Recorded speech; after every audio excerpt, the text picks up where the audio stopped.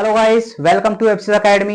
इस वीडियो में हम तीन इंपोर्टेंट क्वेश्चंस जो 10th बोर्ड एग्जामिनेशन में ज्यादातर देखने को मिलते हैं वो डिस्कस करने वाले हैं। तो पहला हम क्या करने वाले हैं, बीपीटी बेसिक प्रोपोर्शनैलिटी थ्योरम, और इसका दूसरा नाम क्या होता है बताओ, थेल्स थ्योरम होता है। तो इस चीज का भी ध्यान रखें कि इसका दूसरा नाम क्या होता है, थेल्स थ्योरम होता है। और क्या प्रूव करने वाले हैं हम, एक प्रूव करने वाले हैं कि √3 इरेशनल नंबर। तो जनरली आपको क्या आ जाता है कि √3 √5 √7 सभी के सभी क्या होते हैं, सेम पैटर्न पर आते हैं। तो ये क्वेश्चन हमें ज्यादातर देखने को मिलता है। और क्या देखने को मिलता है, एक थ्योरम और प्रूव करने के लिए आती है 10.2 थ्योरम। इसमें क्या होता है कि length of tangent from external points to a circle are equal. तो एक्सटर्नल पॉइंट से जो टेंजेंट की जो लेंथ होती है वो इक्वल होती है। इन सभी को हम बारी बारी से सोल्व करने वाले हैं।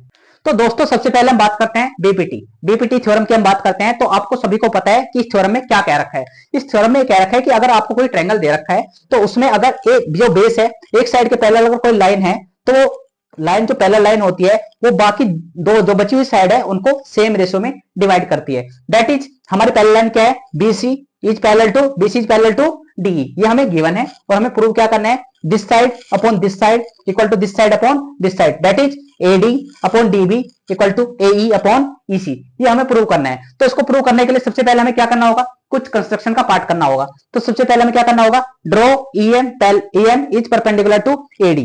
तो आपको EM नजर आ रहा है, एडी जो लाइन है उस पर हम क्या कर देंगे, इसको EM को परपेंडिकुलर ड्रॉ कर लेंगे। और क्या कर लेंगे, DN परपेंडिकुलर एई, DN एई पर हमने क्या कर लिया, परपेंडिकुलर ड्रॉ कर लिया। यहां तक आपको समझ में आ पा रहा है, ठीक है। अब क्या करना है आपने, join B to E, B को ई से ज्वाइन कर देना है। और सिमिलरली सी को डी से हमने ज्वाइन कर देना है। तो सबसे पहले कंस्ट्रक्शन का ये पार्ट है जो आपको एज इट इज लर्न कर लेना है। अब क्या करना है, अब आपको ध्यान रखना है कि बीपीटी प्रूव करने के लिए आपको जस्ट कुछ चीजें याद रखनी है। क्या याद रखनी है, देखो ये आपको ट्रायंगल दे रखा है। तो सबसे पहले आप परपेंडिकुलर देख लीजिए, EM परपेंडिकुलर आप देख लीजिए कि कौन से दो ट्रायंगल है जिसमें ये EM परपेंडिकुलर आ रहा है। तो देखो ये ऊपर वाला ट्रायंगल ADE इसमें आ रहा है, बताओ। और किसमें आ रहा है, जो हमारा ये वाला ट्रायंगल है, आप ये वाला ट्रायंगल देख लीजिए, बोलो ये वाला ट्रायंगल जो आपको नजर आ रहा है BDE, इसमें भी EM परपेंडिकुलर आ रहा है। तो हम क्या करेंगे, सबसे पहले इस ट्रायंगल का एरिया निकालेंगे, इस वाले का, और इस ट्रायंगल का एरिया निकालेंगे। इन दोनों ट्रायंगल के एरिया को हम क्या करेंगे, डिवाइड करेंगे। तो आपने देखा है, हम लिखेंगे इन ट्रायंगल ADE ऊपर वाला triangle and in triangle BDE। तो बताओ एरिया ऑफ ट्रायंगल ADE ये हो जाएगा हमारा अपॉन, क्या कर देंगे, दोनों को हम डिवाइड करेंगे, दोनों एरिया को अपॉन लिखेंगे हम एरिया ऑफ ट्रायंगल BDE। चलो जी, अब देखो क्या करते हैं।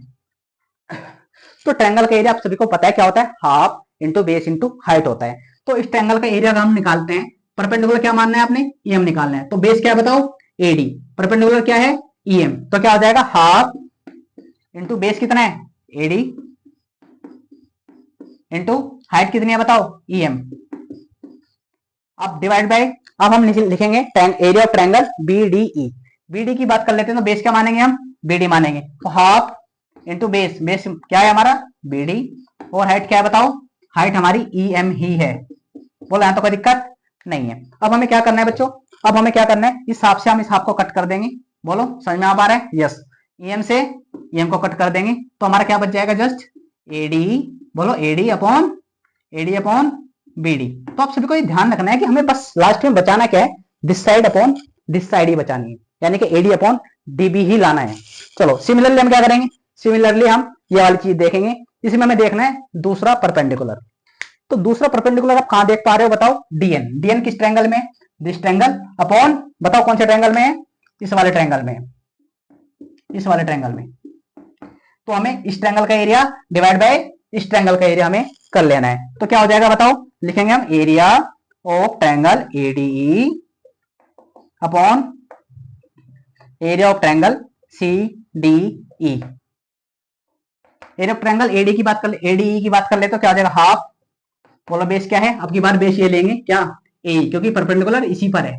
तो क्या लिखेंगे AE इंटू हाइट क्या हो जाएगा, हाइट हो जाएगी हमारी DN अपॉन, चलो जी अब क्या लिखेंगे, एरिया ऑफ ट्रायंगल CDE। इस ट्रायंगल का एरिया क्या हो जाएगा, हाफ, बेस क्या है बताओ, बेस अब की बार EC मल्टीप्लाई हाइट क्या मानेंगे, बोलो दोनों की हाइट क्या मानेंगे, सेम ही मानेंगे, DN ही आएगा दोनों में। DN से DN कट जाएगा, हाफ से हाफ कट जाएगा, बचेगा क्या बताओ, ए अपॉन ईसी। तो यहाँ पर भी आपको क्लियर कट आइडिया आ रहा होगा कि हमें बचाना क्या है, हमें जस्ट बचाना है this side upon this side.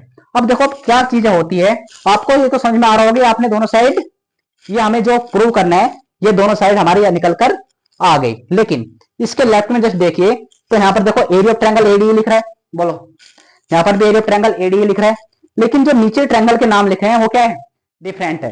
तो दोनों नीचे ट्रायंगल के नाम लिख रहे हैं, उन दोनों ट्रायंगल का नाम को यहाँ पर लिख लीजिए।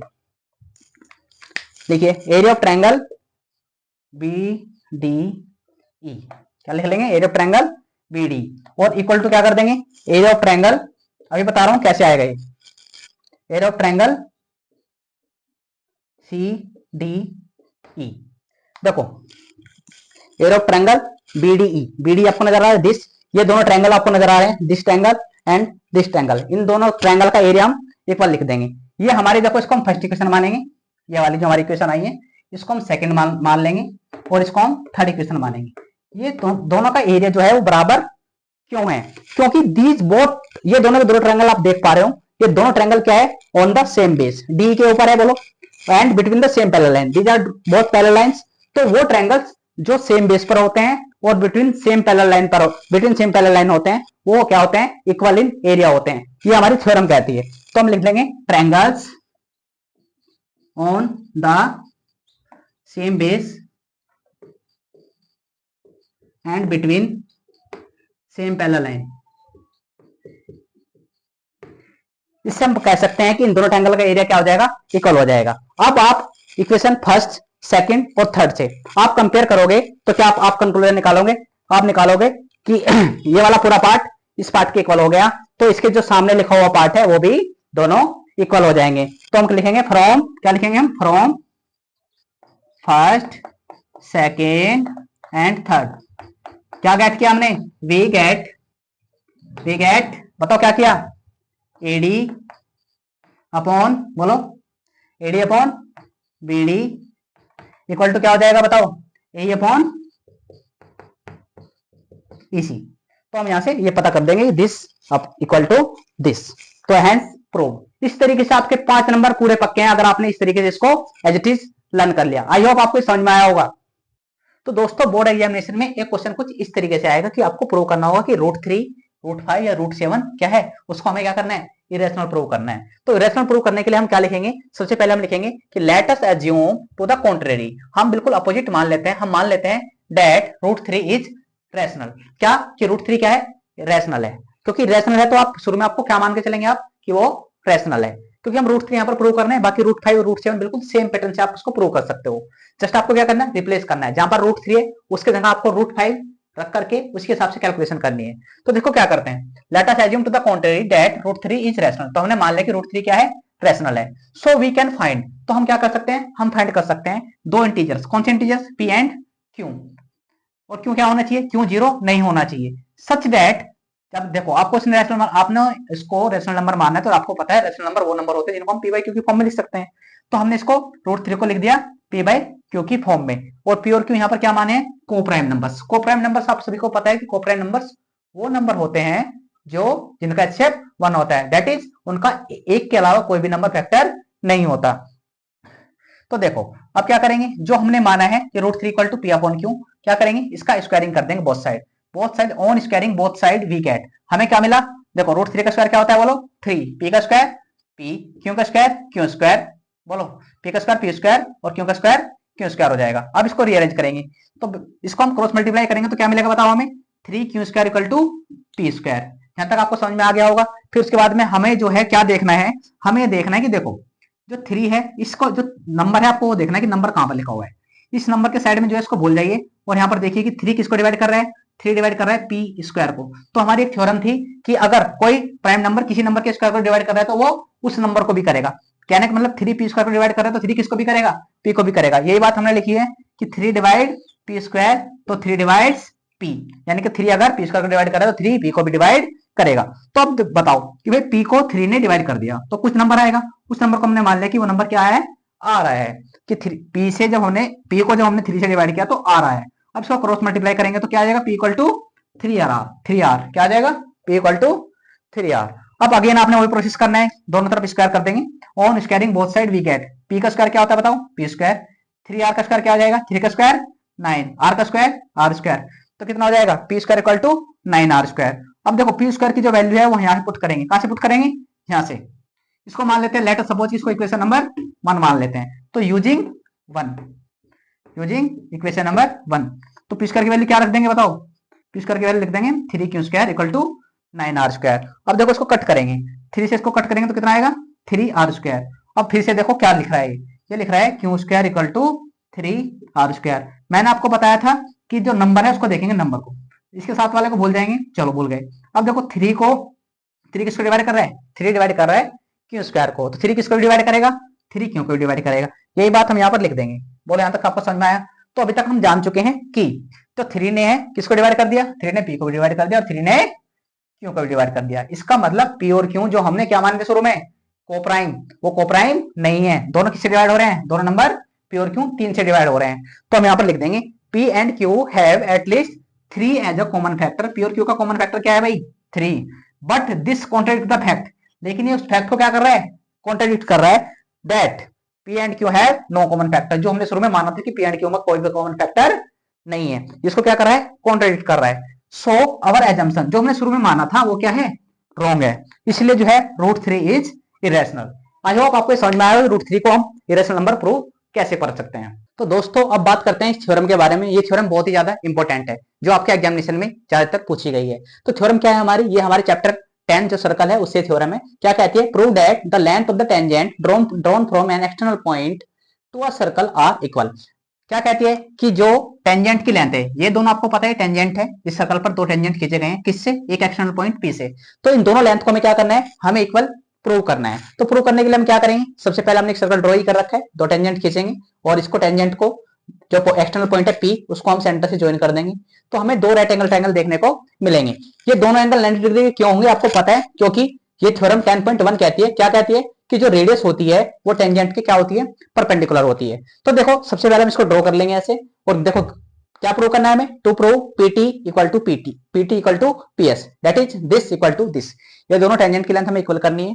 कंस्ट्रक्शन हमें क्या करना पड़ेगा, ज्वाइन ओ टू पी, ओ को हमने पी से ज्वाइन कर देंगे एंड टी एंड एस, और किससे करेंगे, पी को टी से और एस से ज्वाइन कर देंगे। कहने का मतलब पी को हम तीनों पॉइंट जो आपको दिख रहे हैं इनसे ज्वाइन कर देंगे।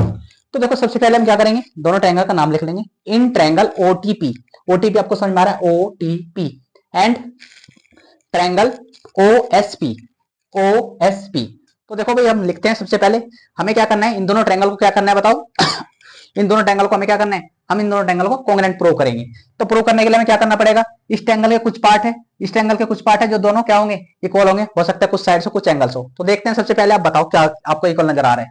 सबसे पहले मुझे नजर आ रहा है ये इक्वल टू ए, यानी कि ओटी इक्वल टू ओएस, क्योंकि दोनों दोनों क्या है, ये रेडियस है सर्कल की। तो हम लिखेंगे, बोलो ट्रायंगल ओटीपी का पार्ट पहले लिखेंगे, तो लिखेंगे ओटी इक्वल टू बोलो ओएस, तो लिखेंगे रेडियाई ऑफ अ सर्कल। ठीक है जी, यहां तक आपको समझ में आ पा रहा है। दूसरी चीज देखो आप क्या इक्वल नजर आ रहा है, मुझे ये एंगल इसके इक्वल नजर आ रहा है, क्यों, क्योंकि 10.1 थ्योरम ऐसा कहती है कि जो रेडियस होती है वो टेंजेंट के परपेंडिकुलर होती है। तो हम क्या लिखेंगे, angle P T Q equal to angle बोलो P S O each 90 degree, each 90 degree. क्यों, क्योंकि जो रेडियस होती है बोलो इज परपेंडिकुलर टू टेंजेंट, ये वाला रीजन हम इसमें डाल देंगे। यहां तक आपको समझ में आ गया। 2 पार्ट हम प्रूव हम देख चुके हैं कि 2 पार्ट कौन से इक्वल है। तीसरा पार्ट हम देखेंगे, देखो ओपी आपको नजर आ रहा है, ओपी क्या है बताओ, ओपी हमारा कॉमन है, तो ओपी इक्वल टू ओपी, जो दोनों ट्रायंगल का पार्ट है, इस ट्रायंगल का पार्ट है और इस ट्रायंगल का पार्ट है। तो बच्चों आपको 3 पार्ट मिल चुके हैं, जो हमें 3 ही पार्ट चाहिए होते हैं किसी भी ट्रायंगल को हमें कॉन्ग्रुएंट प्रूव करने के लिए। तो सबसे पहले हम लिखेंगे triangle O T P is congruent to. देखो कॉन्ग्रुएंट लिखने के लिए भी आपको क्या करना होगा, कॉन्ग्रुएंट लिखने के लिए भी आपको पता होना चाहिए कि किस तरीके से हम कॉन्ग्रुएंट को लिखते हैं।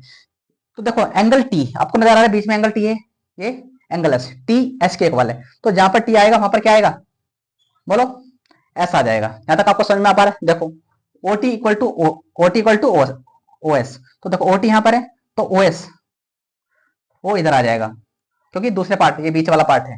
अब बात करते हैं लास्ट में क्या बचा, OSP। तो इस तरीके से हम ट्रायंगल को क्या लिख देंगे, दोनों ट्रायंगल क्या हो जाएंगे, कोंग्रुएंट हो जाएंगे। तो ये ट्रायंगल इसके क्या हो जाएगा, कोंग्रुएंट हो जाएगा बाय, बताओ ये क्या है, हाइपोटेनस। ये क्या है, एक एंगल है 90 डिग्री का और एक है एक साइड है। तो हमारी ये RHS प्रॉपर्टी से दोनों ट्रायंगल क्या हो जाएंगे, कोंग्रुएंट हो जाएंगे। बोलो समझ में आ पा रहा है, RHS आपको समझ में आया, हाइपोटेनस इक्वल है, बोलो एक साइड इक्वल है और एक जो है राइट एंगल है। अब देखो क्या करते हैं, अब हमें क्या लिखना है, इसका हम कुछ पार्ट देखेंगे जो हमें इक्वल करना है। क्या करना है, टीपी इक्वल टू पीएस करना है। तो देखो आप यहाँ पर देख पा रहे होंगे जो टीपी है वो पीएस के इक्वल ऑलरेडी हमें दिख रहा है यहाँ पे, क्योंकि लास्ट के 2 वर्ड और ये लास्ट के 2 वर्ड है। तो देखो क्या हो जाएगा, TP equal to SP by CPCT, by CPCT, hence prove. इस तरीके से हमने जो है ये थर्ड मोस्ट इंपोर्टेंट क्वेश्चन है वो कर लिया है। ये आई होप आपको समझ में आया होगा और ये वीडियो अच्छी लगी होगी। Thank you so much for watching us.